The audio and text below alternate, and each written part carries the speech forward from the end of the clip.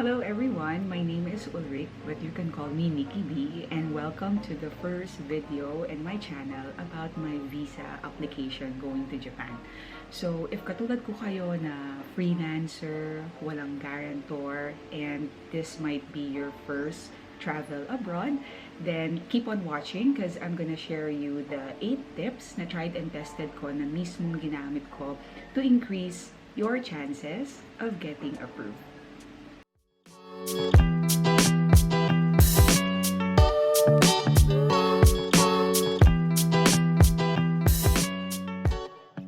Quick disclaimer lang guys, I am not an expert when it comes to Japan visa application and I am merely just sharing my experience based sa naging 2 application process ko, and it doesn't mean na pag finalo nitong 8 tips ko guaranteed ma-approve ang visa nyo. So it still depends on the decision of the Japan Embassy, yung representative na mag-review ng application nyo, kung i-approve kayo or not. So take my advice with a grain of salt. So again, these tips can be applied to both single entry and multiple entry visas. Tip number 1.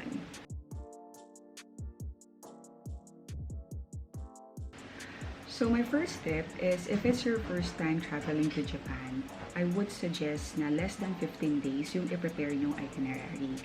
Why? Kasi baka mapag-isipan nila na kung more than 15 days kayo, or let's say 3 linggo o 1 buwan agad, baka isipin nila na pupunta kayo sa Japan to apply for a job. So next, tip number 2. So if Japan is your first international travel using your newly renewed passport, or kakakuha mo lang ng passport mo, as in yun yung first ever passport mo, then I would suggest lakihan mo yung show money mo. In my personal experience, since mas mahal sa Japan, food, accommodation, transportation, and the cost of living in general, I would suggest budgeting at least 10,000 pesos per day or more. Kasi pag nag-a-apply naman tayo ng visa natin, di ba, hindi naman nila nire-require na book ka na ng flight and mag-book ka na ng hotel. So kung nag-apply ka ng visa at wala ka pang flight and hotels, mas lakihan mo. Pero kung meron ka ng flights, and syempre kasi naka-promo fare, and meron ka na ring accommodation booking, mas okay na less than 10,000 na lang. Kasi nandun naman booked ka na. Let's go to tip number 3. So if dream destination mo talaga ang Japan and you're planning to go there several months or even years from now, at freelancer ka, tinahak mo tong landas na to ng pag-freelancing, then I would highly suggest na mag-register ka na as a self-employed taxpayer. Although hindi naman guarantee na basta nagpasa ka ng ITR, ma-approve yung visa mo. Pero di ba naririnig natin sa ibang tao na sila, empleyado na ng magandang kumpanya, tenure na sila doon, kumbaga matagal na sila, at okay din naman yung show money nila, pero na de-deny ng visa.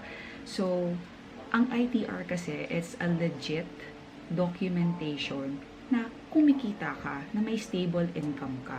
Kasi sa sa BIR, annual mong i-file yan quarterly and annual. So makikita nila kung may pumapasok ba na income sa'yo, at yun din yung proof na magpapatunay na strong yung socio-economic ties. Tip number 4. Siyempre, tatanungin nyo, paano naman kung kaka-freelancer ko lang, kaka-start ko palang mag-freelance at wala akong ITR. Pero malaki naman yung sahod ko, at yung iba pa nga, dalawa-dalawa or tatlo-tatlo ang clients. So, yung iba 6-digit pa talaga yung sinasahod every month as a freelancer. Pero yun nga, walang ITR. Paano naman yun? So, ang maganda naman sa pag-apply ng Japan visa is you can actually submit a letter of explanation para lang i-explain yung current situation mo, bakit hindi ka pa makapag-provide ng ITR. And you can attach transaction proof. Let's say, kung sa PayPal ka pinapasahod ng boss mo, ipakita mo yung PayPal transactions na nakaka-receive ka ng ganitong amount every month. Or kung diretso naman sa bangko mo na wire transfer, then you can also provide a screenshot probably. You can communicate with your bank kung pwede ba kayong magpa-print ng gano'n ng mga transactions. Pero alam ko pwede siya. And I think bank statement, yes, mapapakita doon na may consistent na pasok ng pera. So, pwede naman yun. Number 5.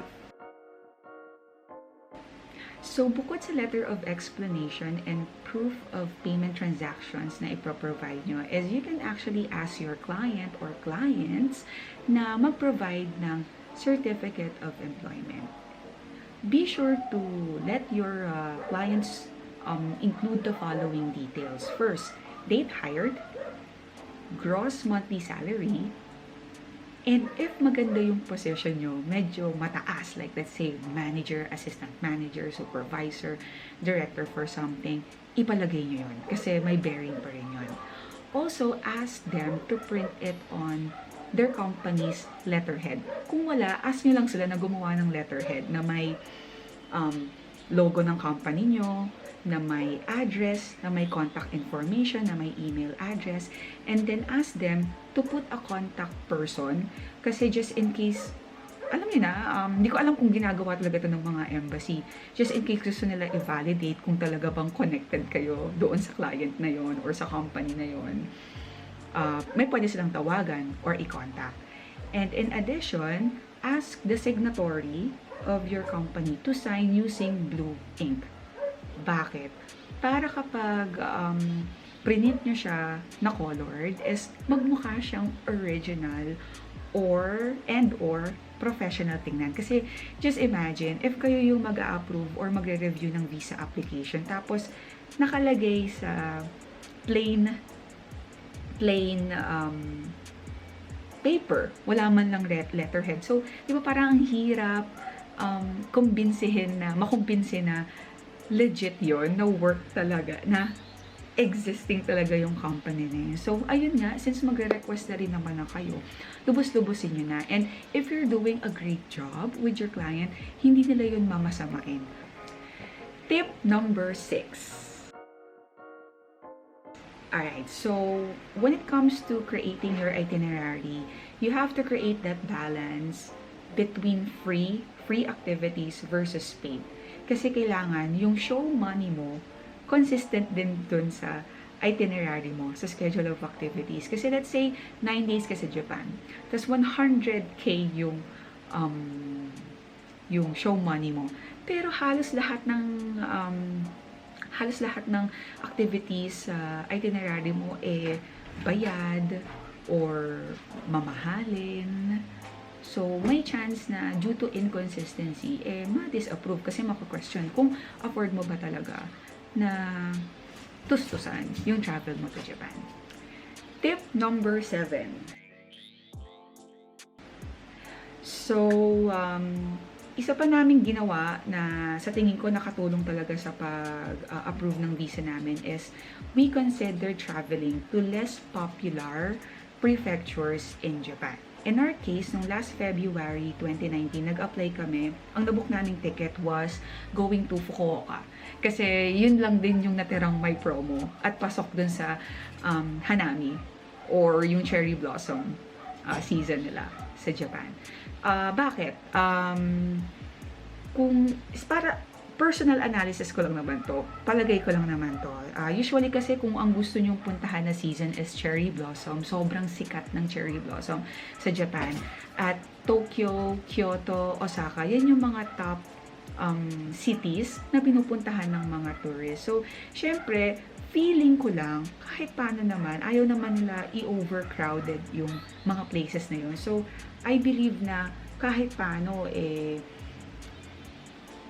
tinatansya rin nila kung sino yung i-allow nila at kung sino yung hindi. Siguro, para lang naman sa akin, baka may saturation point din na, pag na-approve na natin yung ganito karami, baka pwedeng mas gawin na nating stricter yung pagre-review ng ibang application. Something like that.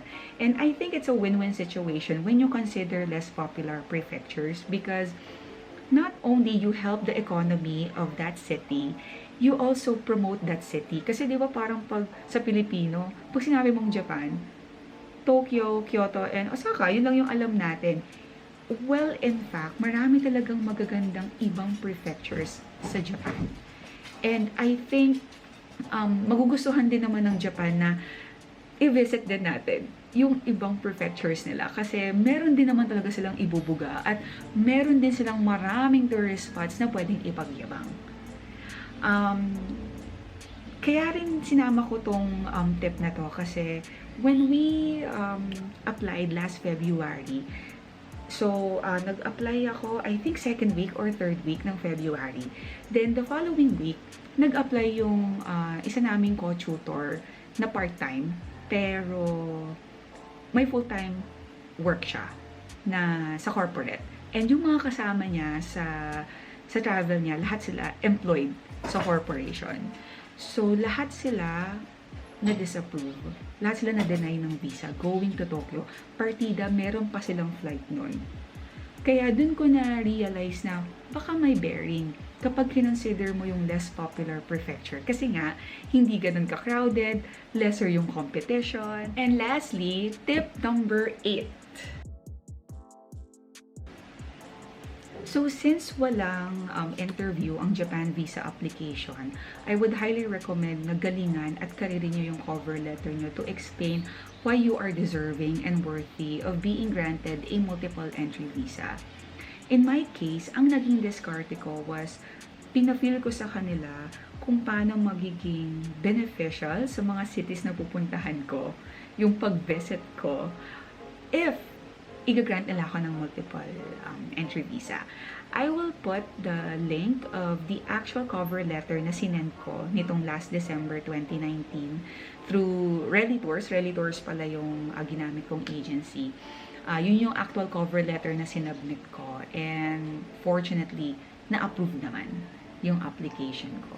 So, kanya-kanyang diskarte yan. So, hindi ko sinasabing yun yung best, ito yung best na way to write your cover letter. But make it sincere, make it matter, and wag lang yung copy-paste na gusto naman nating ma-experience yung iba't ibang seasons, yung Japanese culture, food, pero di ba parang aminin na natin, medyo gasgas na yun. And kung ikaw nga naman yung magre-review ng application ng isang tao, tanungin mo yung sarili mo, paano mag-stand out yung application mo sa dinami-dami ng nire-review mo. Yun yung iiwan kong tanong sa inyo. Kasi wala tayong way na magpabida bukod sa documents na isasubmit nyo. Cover letter na din yung next tool nyo to showcase kung bakit kayo deserving. Yun. And hindi ko na sinasama tong tip na to. Finally, pray and hope for the best.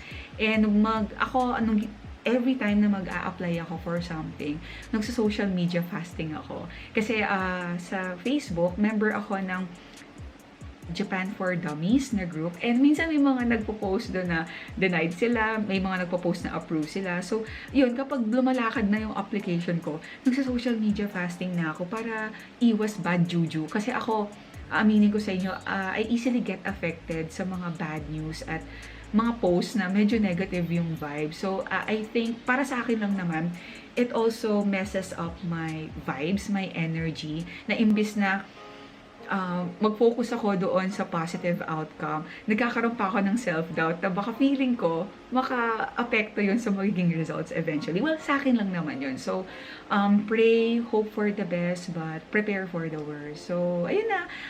Try lang ng try. If hindi kayo ma-approve, try again next time, and be sure na palakasin nyo yung credentials nyo. Kung freelancer kayo, mag-file na kayo ng ITR, mag-ipon na kayo, make sure na mas okay, wag naman yung million, $500,000 pero 5 days lang kayo. Parang medyo ano na rin yun, questionable. Pero ayun nga, palakasin nyo yung ipon nyo, yung savings nyo, yung credentials nyo as a freelancer, build good relationships with your clients para pag yun, di ba, pag request ka ng bakasyon, nag-request ka ng COE, salary increase, mga ganon, bonuses, para naman maganda tingnan sa COE mo pag nag-request ka, or ng promotion, hindi ka mahirapan kasi